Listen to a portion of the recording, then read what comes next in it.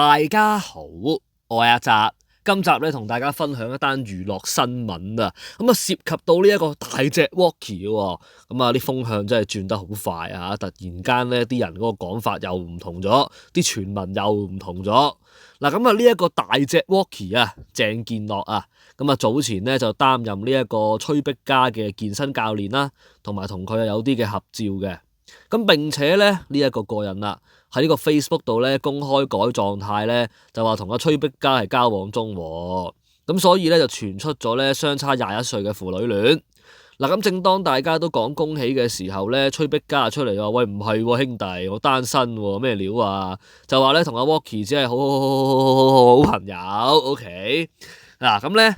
亦都公開咧讚 Walkie 就話咧，哎呀，佢係我認識嘅人入邊啊，當中啊最高分嘅男人啊，更加就話咧，我都好單純，但係佢比我仲單純咯，嚟形容對方啊。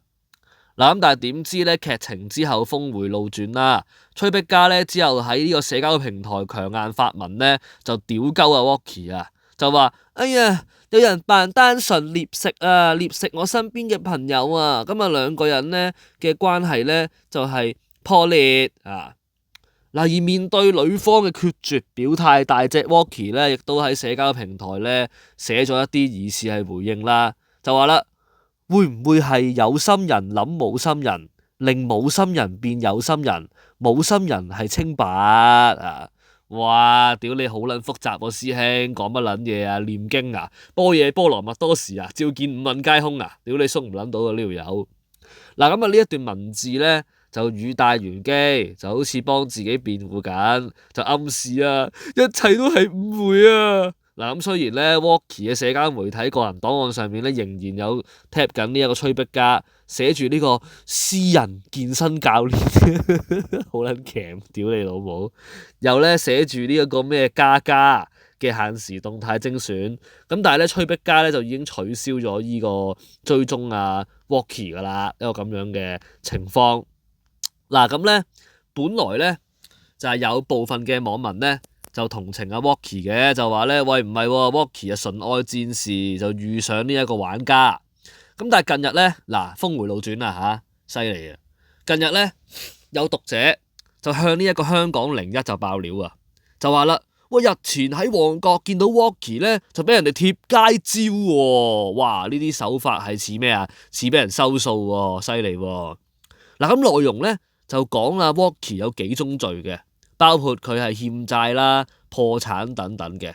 嗱，街招咧出現喺快餐店嘅地下同埋街道嘅外牆嗰度啦。咁啊，用上咧 Walkie 喺 TVB 嘅資料頁面嘅照片啦，寫住 TVB 過氣藝人鄭健樂食老丸啊，食咗幾廿年，前妻頂佢唔順離婚。60歲老嘢冇咗蠢女人養之後咧，出面啊爭落周街大耳窿數，係人都知噶啦，超冇膊頭，以為申請咗破產啊可以唔使還錢，成日仲以為自己係大明星，喺社交網站周圍食女求包養，啲女真係蠢啊！但破產上晒法庭啊，上網一查就知道呢件 Walkie 啊。真係香港世紀賤男，唔好諗住破咗產就唔使還錢啊，契弟咁樣喎。咁啊，似係追數咯，我諗係咯。咁啊，呢個香港01咧聯絡翻阿 Walkie 查詢問係咪得罪人或者俾人哋誣衊咧，咁但係截稿前就未有回覆啊。嗱咁呢件事都好耐人尋味啦，當係一個係跟進啦之後嘅，因為原本大家都話咩純愛戰士啊呢啲路啊咁樣。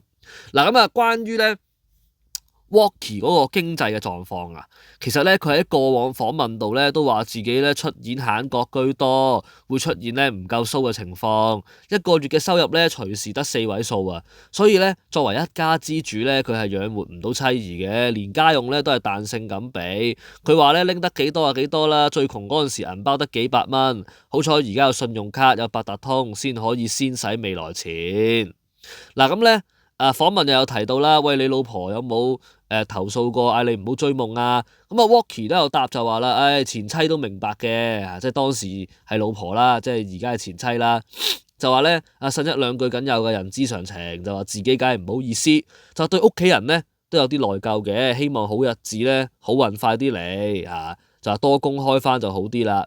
又話自己平日積谷防饑啊，又話儲定錢俾兩個仔啊，好天揾埋落雨使啊，又話娛樂圈啊，你唔知自己啲工作量會點，有時忙有時靜，就話呢行係咁啦。咁其實佢嗰個職業咧，嗰個收入都好唔穩定嘅，即係有時又做下藝人啦，做下茄喱啡啦，有時做下健身教練啦，跟住佢嗰個健身室亦都係因為疫情被逼停業啦，有半年時間嘅零收入啦嚇，咁咧。後嚟佢都同佢嘅老婆離咗婚嘅，咁但係就唔知係咪經濟嘅問題啦，呢一樣嘢人哋就咁呢單新聞大概就係咁樣啦。咁啊呢一單嘢都花生嘅，我都見好多人講啦。咁作為一個娛樂新聞咁啊，分享俾大家聽啊。嗱咁嘅新聞就講到嚟呢度啦，咁啊睇下 Walkie 咧到底係爭人錢定點樣，睇下點樣拆啦。就千祈唔好話做傻事，OK 一個咁嘅情況。咁至於阿崔碧嘉咧，因為佢哋兩個之間嘅嘢咧，我哋街外人啊好難去知道到底中間發生咩事咁啊睇下嚟緊有冇更加多嘅料去講啦。咁啊今集娛樂新聞講到嚟呢度，冇咩特別，中意節目訂閱翻我哋頻道，咁我哋下次見啦，各位網友，拜拜。